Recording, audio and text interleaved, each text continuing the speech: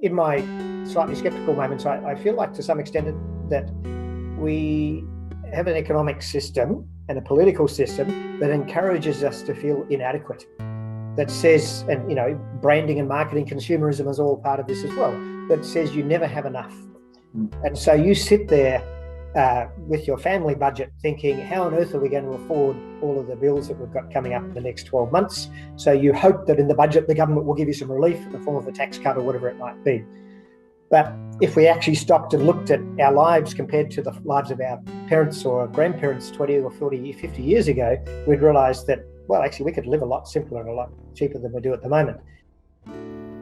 Hi, this is dchurch.com. My name's Jools. This is the third in our 3 parts podcast and video on things I never heard in church, economics. Good news to the poor. I hope you enjoy the programme. Thanks for listening. Where the Christian narrative can show that the narrative designed by economists is not functioning well. To draw on your analogy of Marxism, the value of Marxism, I find, is sort of its understanding of power relationships, which traditional economics doesn't challenge at the moment. So do you actually see a change amongst the economists then? You seem to be implying that in terms of thinking more cogently about inequality and not merely just growth, because as a layperson, all I hear is the script. All I hear from our politicians is it's all about growth, and so it knocks on to things like, until recently we don't care that we're doing lots of trade deals with a country like China, which is putting all our iron ore into building battleships and persecuting the Uyghurs on the other hand. And so it's just all about growth. Growth is and income, and that's all we seem to care about. Is there a shift amongst economists? Because you're the thinkers ahead of the curve, hopefully. So you're quite right. If you think about, I forget which government it was or which party it was that had the slogan at an election in Australia a few years ago, "Jobs and growth," was the slogan. So I suspect, I absolutely perceive that there's been a shift in emphasis in the economic narrative amongst the academics at least, and the professional economists as well, which hasn't yet infiltrated the political side of the narrative around economics. Except, well, actually it's sort of there, but there's often more lip service paid to it rather than actually finding its way into policy. So governments political parties will prey on our innate selfishness as human beings and deliver, and so what they perceive that we will want. Even, for example, if you look at how a budget is analysed, every year the Australian government releases their national budget, and then the next day or two you'll get analysis of that which says, are you better or worse off? Who's going to be better off after the budget? Who's going to be worse off? As if that's the way to evaluate the quality of a budget. So we've got, I guess, a dominant narrative around growth, but we've got a lot of voices challenging us to suggest that actually that's not going to be a very sustainable long term. Those voices are coming from popular society. They're coming from ethical foundations such as the Christian Church, among all other organisations, and they're also coming from the academics as well, and saying, no, this is not enough. We need a better world than what we have at the moment, and simply more growth won't get us there. So absolutely there's a shift. It's just not yet powerful enough amongst the political elite to sort of become the narrative of the way political decisions are made. Is it just the political elite, or is it the common person, though, who also has this sense of self-preservation, law of the jungle? No, that's a very good point. The political elite, very attuned to the perceptions of the everyday person. Absolutely. Yeah. And so we've got to, and there's an element to which we have, in my slightly skeptical moments, I feel like to some extent that we have an economic system and a political system that encourages us to feel inadequate. That says, and branding and marketing, consumerism is all part of this as well, that says you never have enough. And so you sit there with your family budget thinking, how on earth are we going to afford all of the bills that we've got coming up in the next 12 months? So you hope that in the budget, the government will give you some relief in the form of a tax cut or whatever it might be. But if we actually stopped and looked at our lives compared to the lives of our parents or grandparents 20 or 40, 50 years ago, we'd realise that, well, actually, we could live a lot simpler and a lot cheaper than we do at the moment. And we don't have to be caught up in a, I wish we could have more kind of mentality, which keeps us always feeling under that economic pressure that we don't have enough. And as a result, that kind of infiltrates our sort of public policy kind of attitude that we're looking to make our lives more comfortable and more enjoyable. We've really got to break that consumerism cycle, which again is where the Christian narrative comes in very strong. You know, the stacks of times that Jesus challenges people to, be content with what you've got rather than, going and want more and more, particularly when it often involves exploiting others. You don't get your happiness in money or wealth or material possessions. We've really got to challenge that and, go smell the flowers and find that just as enjoyable as paying hundreds of dollars for some joy flight around somewhere just for the sake of flying a plane. Go to the park and spend $3 on a cup of coffee and get just as good an experience.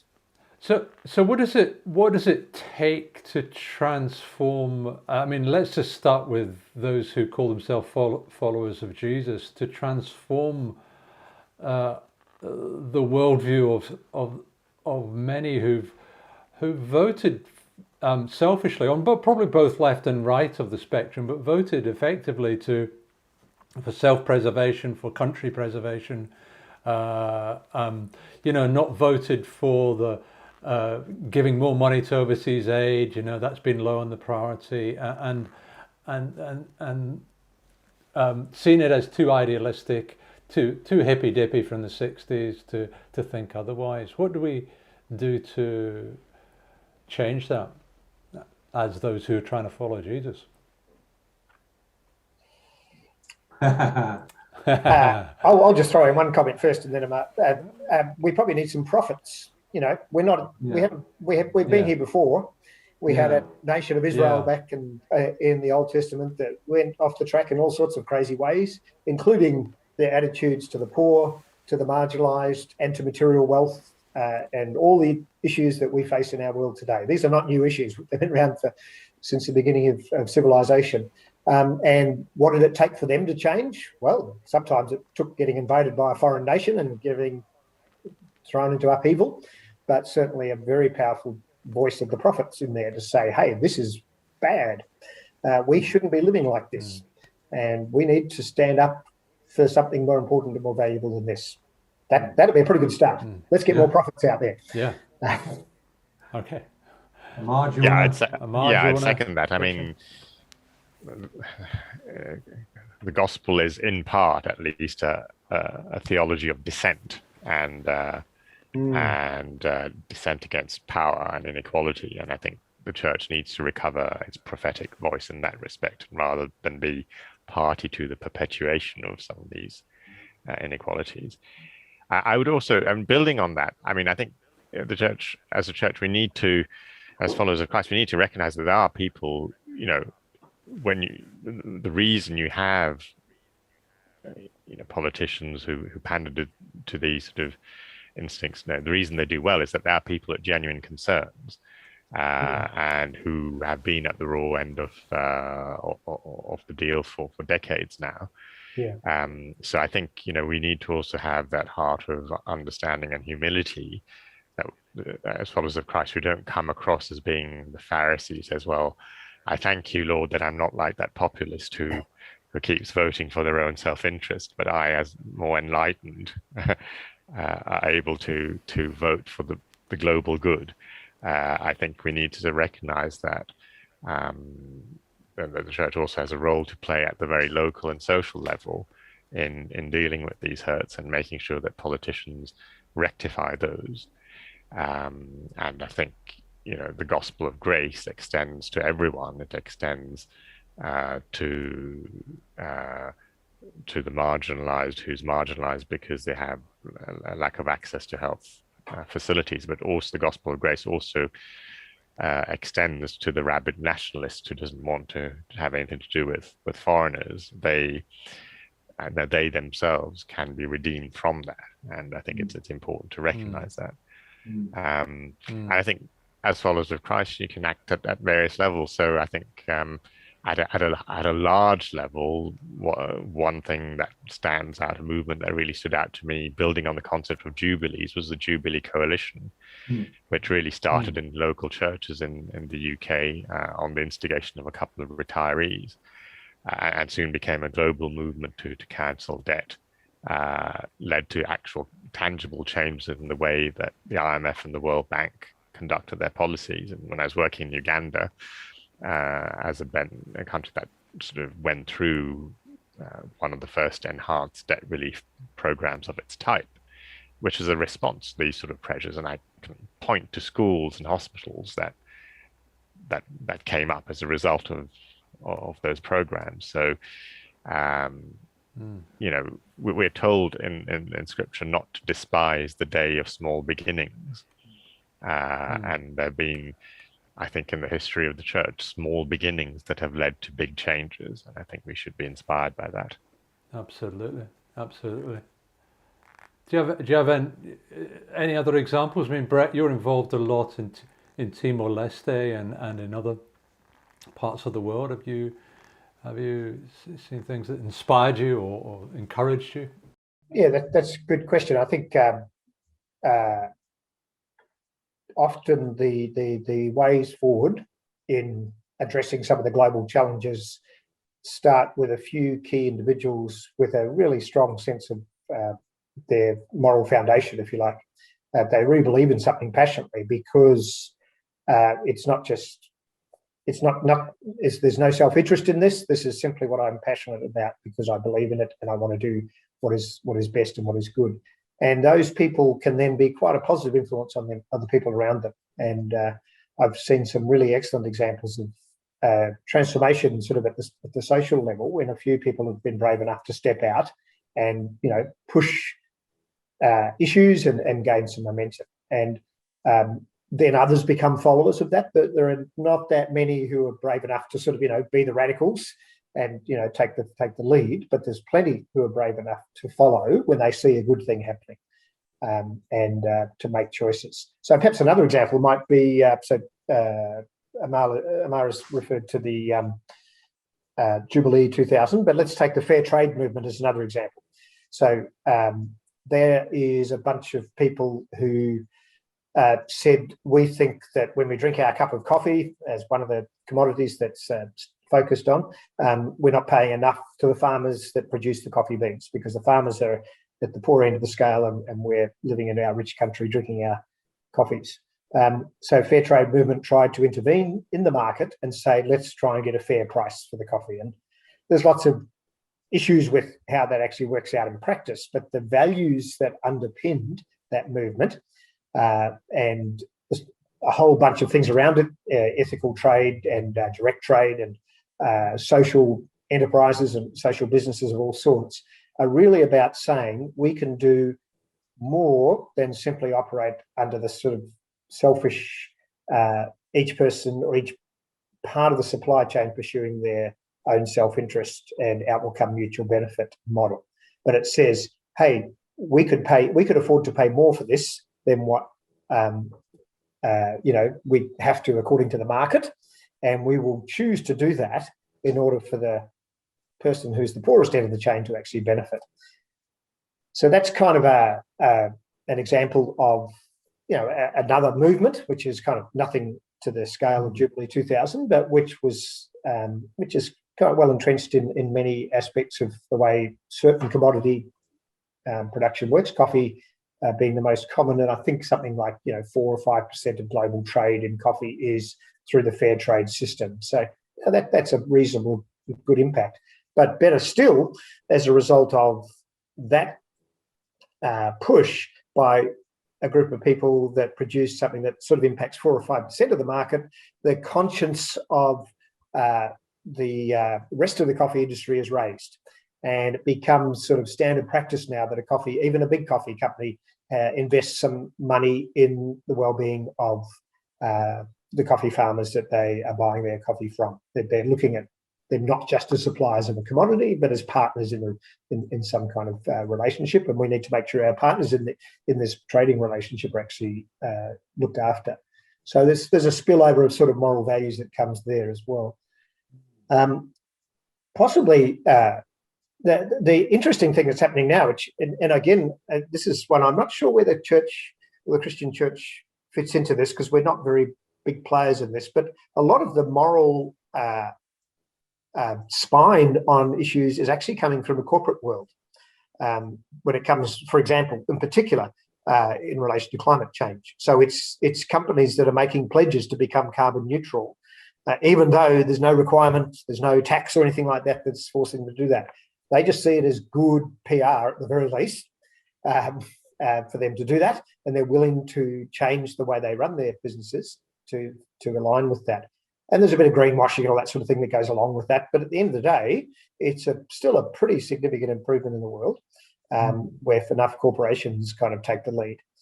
So there's another positive example. As I say, I'm not quite sure that the Christian voice can claim a lot of credit for that, but we'll certainly support it and encourage it and do what we can. We're not usually CEOs of large corporations or on the boards of directors of the National Australia Bank or whatever to have that kind of influence. But where we are, we've got a voice to be had. Yeah, and I'm quite encouraged by the Baptists of Australia that are getting very much involved in pointing out to clothing companies, whether their brands are ethically sourced and whether their workers are cared for, etc., etc. And they're very much at the forefront, at least here in Australia. I can't speak broader than that, but in terms of drawing the conscience of people as to how they spend their shekels on clothes and brands and so on, and that's a significant part of the church, I think. Yeah, that's a very good point. Yeah, so that's so probably we're not necessarily at the board meetings, but we are part of the consumer movement. And I think actually, as someone who's been involved in the fair trade movement for some time, I've always encouraged myself with saying, okay, I can't run the world, but I can make choices about the way I consume. And if enough of us make choices that are aligned with values that are important to us, then actually we change the behaviour of the people that supply us with the goods and services that we consume. If we're vocal about what we're choosing and why we're choosing it. And that to me, that's very empowering, because, all of us have the capacity to manage and control what we do with our money that we have for our day-to-day spending and the choices we make. Yes. But we need collective voices to give us that lobbying power. And that's where your example, I think, of the movement, clothing, ethical consumerism kind of movement is kind of like a lot going for it.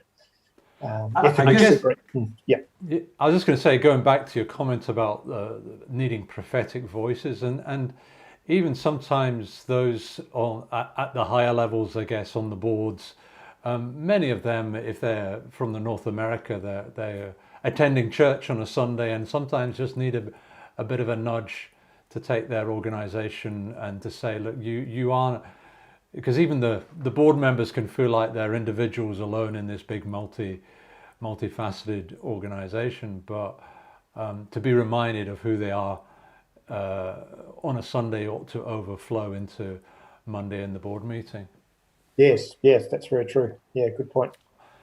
And I guess just as opportunity occurs to be a prophetic voice in whatever situation you come across. So, I'm always struck by the story of the rich man and Lazarus, that the rich man, didn't care for Lazarus. He was at his door and he was poor, and yet the rich man knew his name, and the person was right there on his doorstep, literally, that he was supposed to care for and supposed to look out for. So there's always both that individual, who am I faced with tomorrow morning, or just as soon as I step out my door, kind of question that's in that place of poverty or need or whatever. So, yeah, and perhaps following along from that too, the concept of which one of my favourite ideas is that Jesus lived among us for a while.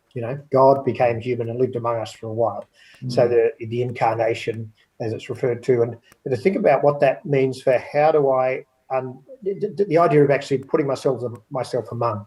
So get out of the Canberra bubble is the phrase that's often used for that, and go.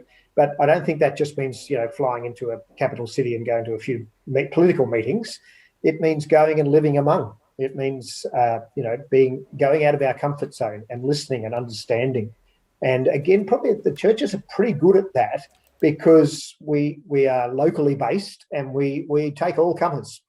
And so no matter what suburb you're in, you open up the doors of your church. If you have a free meal once a month for the neighbours, then sure enough, all sorts of people will come along. There'll be people that you wouldn't normally meet in your daily life if you're from some nice middle-class suburb and work in a nice office in the city. And they will force you to ask questions about what's actually important to me and how do these people see the world? And how does all this, academic stuff that I talk about with my students relate to the way in which this person here lives their lives? And how can hope be brought to that person? And how can I learn from them and be inspired by them in some ways? So the incarnation was a big picture thing about God becoming human, but it's also about us as humans becoming among those who we feel uncomfortable among, who are different to us, and understanding and respecting and being empowered by, and then forming our worldview out of that. And I think we have a much more mature worldview, and we have a much greater contribution to the public debate if we've got that foundation. I think that's again where my sort of Christian faith inspires me to be a different kind of academic who could sit in my ivory tower. And that's not the kind of person that I can afford to be if I want to follow Jesus. I need to be the academic or the economist who understands the realities. And Amar hinted at this, that there are people who are losers in our society who we need to understand, and we can't just look at them and say, that's the other. It's their own fault. It's their choices. But they are people who've been at the wrong end of a whole lot of bad stuff. We can't understand that unless we sit beside them for a while and work together, learn from them and work together with them. So I guess from a Christian ethic point of view, we're saying there is the macro and there's a very strong Christian emphasis on the individual, the day of small things, the transformation of the one situation as much as I am able directly in front of me. But where does that interplay with the political, with the grander scheme? I mean, obviously, if you come from a Marxist ideology, it was overthrow the system and transform the system and start from scratch almost, and all will be well. But there's surely a place for that. I think there comes a point, doesn't there, where people are coming down the tunnel and they've all got broken legs. You've got to go up the other end of the tunnel and see who is breaking their legs and what the system is that's causing that to occur. But how do we balance out those two forms of ethics, Amar? Yeah, that's a good question. I mean, I'm not convinced that the gospel itself distinguishes between macro and micro in the sense that the narrative of redemption, I think in contemporary Western societies, we tend to apply it to the individual. So it's my salvation, and then sort of there's a group of saved people who become the church. But I think if you look at the way the gospel is written, it's a redemptive narrative that is meant to encompass the whole world. And it's, you look at the early church, it was individuals being drawn to Christ, but it was an early church that then grew and then converted an empire to its faith that started off, persecuting it to the point that the founding symbol of the faith is an instrument of torture designed by that empire. And I think there's that, in a sense, presents a lesson as to how the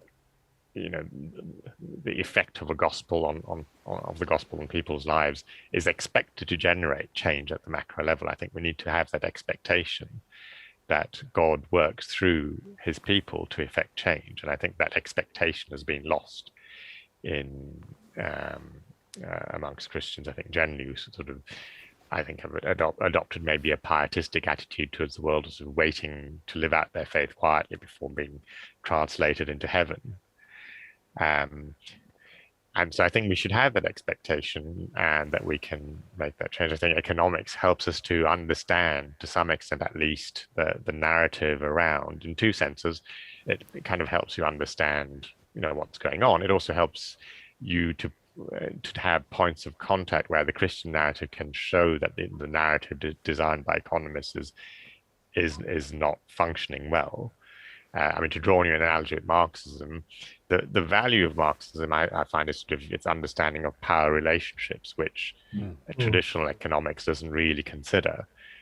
The shortcoming of Marxism is its treatment of wealth and the fact that it views wealth creation as a zero-sum game. And what economists can tell you is that wealth creation is actually a positive-sum game, which I think is a useful message to hear. And from a Christian perspective, you can have that polemical stance against power relations while also affirming the fact that, the endowments of gifts that God has given all individuals who are image bearers of him allow them to create conditions for prosperity and growth if they're properly marshaled. And I think, just to build on Brett's point about incarnational ethics, Christian ethics are fundamentally incarnational. For an economist, the challenge is that economics has a very disembodied view of humanity, certainly in its sort of more technical form. And I think for a Christian economist, I think the idea is always to remember that high level of abstraction might provide you with a useful set of tools, but it needs to be absolutely supplemented by a more concrete narrative. And I think that helps at a social level as well. When people are confronted these days, a lot of debate is really around reams of statistics. There's a chance that this will happen or that will happen. And I think as Christians, we need to remember to keep communicating the narrative of redemption that we are called to communicate to the world. Well, I think that's a really good note to finish on. I had a few more questions I was wanting us to talk about, but I think we'll call it quits there, gentlemen. It's been a pleasure talking to you both, and thank you for your insights. You've been watching or listening to dchurch.com. My name's Jools. I've been here with Amar and Brett, who are experts in the fields of economics, and they've been helping us to navigate some of the paths of what it means to be a Christian in this world, and to be a Christian who lives out their faith in the world of economics and seeks to have a bias to the poor, a bias to care for our neighbour, and to see every human being as interdependent on one another. And thank you for your input in all this, gentlemen. It's been a pleasure. Thanks for listening. My name's Jools. This is dchurch.com.